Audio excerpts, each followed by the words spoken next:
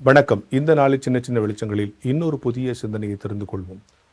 பொது வெளியில் நாம் அதிகமாக அறியப்படும் போது நமக்கு புகழ் வரும் என்பதையோடு கூட அந்த புகழுக்கு நிகராக விமர்சனங்களும் வரும்.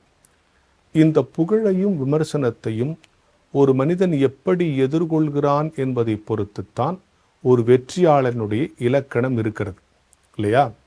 இப்போ உதாரணமாக, ஒரு மனிதன் புகழப்படும் போது மகிழ்வது, விமர்சிக்கப்படும் போது வருந்துவது என்பது கூடாது. ஏன்னா இந்த புகழ் விமர்சனம் எத்தகையது என்பதை ஒரு வெற்றியாளன் சரியாக புரிந்து கொள்ள வேண்டும். அதுதான் அவனுடைய தொடர் வெற்றிக்கு உதவும். இப்போ புகழ்வதுங்கிறது, நம்மை விரும்பினவர்கள் எல்லாம் நம்மை புகழ்வார்கள். ரெண்டாவது, நம் திறமையை உணர்ந்தவர்கள், அறிந்தவர்கள், அதனுடைய நுட்பங்களை உணர்ந்தவர்கள் நம்மை புகழ்வார்கள்.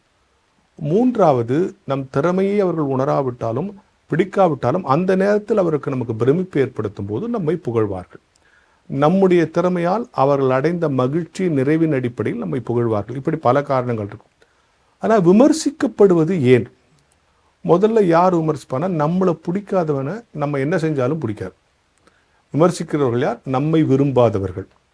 ரெண்டாவது விமர்சிக்கிறவர்கள் யாருன்னா, எல்லாரும் ஒன்றை சொல்லும் போது ஒருத்தன் மாற்றி சொன்னால் எல்லாரும் திரும்பி பார்ப்பாங்கல்ல, அவனை இப்போ தாஜ்மஹால் ரொம்ப அழகுன்றது எல்லாருக்கும் தெரிஞ்ச காமன் ஃபேக்ட். சார், தாஜ்மஹால் அழகு தான் சார், அதில் ஒரு குறை இருக்குன்னு ஒருத்தர் சொன்னான்னு வச்சுக்கோங்க, எல்லாரும் அவனை திரும்பி பார்ப்போம்ல. அப்படி தன்னை தக்க வைத்துக் கொள்வதற்காக சரியான ஒன்றையே தவறு என்று சொல்லி தான் புகழடைய வேண்டும் என்று விரும்புகிறவர்கள் விமர்சிப்பார்கள். அந்த விமர்சனம் ரொம்ப நாளைக்கு நிற்காது. மூன்றாவது, நம்மை போல் வர முடியவில்லையே, நம்முடைய அதே விஷயத்தை, இப்போ நாம செய்கிற அதே விஷயத்தை அவர்கள் செய்து தோற்று போயிருப்பாங்க இல்லையா, அவங்க நம்மளை விமர்சிப்பாங்க. விமர்சிக்கிறவர்கள் யாருங்கிற பட்டியலை நான் உங்களுக்கு சொல்லிட்டேன். அப்போ உங்களுக்கு விமர்சனம் வரும்போது இந்த எந்த பட்டியலில் அவங்க வராங்கன்னு பார்க்கணும். ரெண்டாவது, விமர்சிக்கிறவர்களுக்கு இருக்கக்கூடிய மிகப்பெரிய சோகம் என்னன்னா, காலம் முழுக்க அவர்கள் விமர்சித்து கொண்டே இருப்பார்களே தவிர யார் விமர்சிக்கிறார்களோ அவர்கள் அருகில் கூட அவர்கள் நெருங்க முடியாது, அவர்களை வீழ்த்த முடியாது. இதுதான் விமர்சிக்கிறவர்களுக்கு இருக்கக்கூடிய சோகம். எனவே விமர்சனங்கள், சரியான விமர்சனங்கள் வருகிற பொழுதும், உண்மையிலே அக்கறையான விமர்சனங்கள் வரும்போது, சார் அது எப்படி சார் கண்டுபிடிக்கிறதுனா, சரியான விமர்சனம் செய்கிறவன் பொது வெளியில் போய் சொல்ல மாட்டான், தனியாக உன்னை கூப்பிட்டு சொல்லுவான்.